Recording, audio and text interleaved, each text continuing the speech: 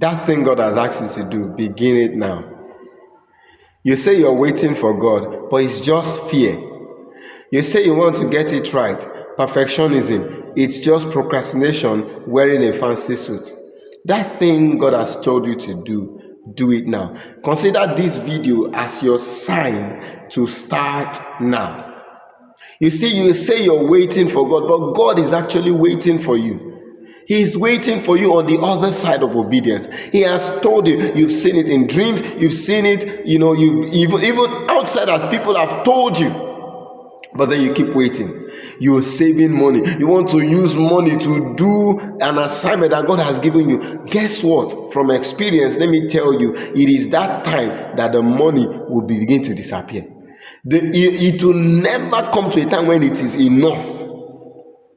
Let me share with you a story in the Bible. A woman, a widow of a prophet who had died, of course, that's why she's a widow. Her two sons were going to be auctioned off as slaves, which means there's poverty, there's everything.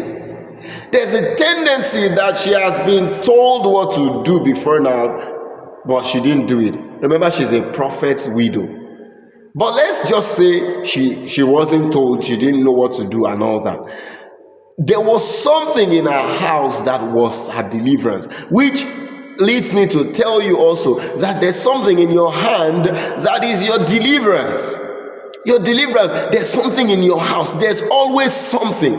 There's always an undiscovered source of abundance in everybody's home. For Moses, they asked him, what do you have in your hands? This same woman, when the prophet Elisha came to her, he asked her, what do you have at home? She could have fled up. Oh, I told you they are going to take my sons as slaves. If I had something, wouldn't I have done something?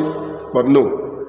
She said, I have nothing but a cruse of oil. And that was the secret of abundance that she had in her house. You see, that little thing that you have is the secret of abundance. That small thing that you think is nothing, that small thing that you think does not amount to much, is something. It is your secret of abundance.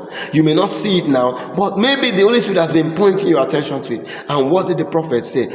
Borrow vessels, not a few. Borrow vessels, not a few. The oil was not multiplied first, and then she needs to look for container, because that's what a lot of us look for. We want the oil to multiply first before we begin to take action. We want the things to change for us to begin to see, we do our hands like this. We want to see things perfect, but no.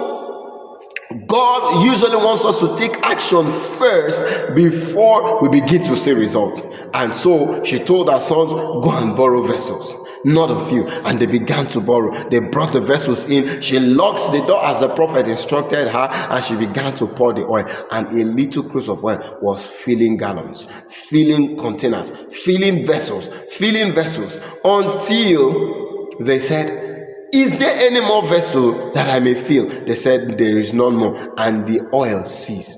And that's how she started oil business. What is it that God has put in your hands? What is it that God has told you to do that you've been procrastinating because you want things to be perfect? You want a microphone, you want a better phone, you want a speaker, you want a camera. Start now. I'm speaking as one who has been pushed into the water myself, into the crocodile water. By the time you swim for your life, you realize you find yourself at the other side, and it is victorious. The only thing that happens when you don't do what God has asked you to do is time passes, and the generation that you're supposed to reach may miss out. So start, and start now. God bless you.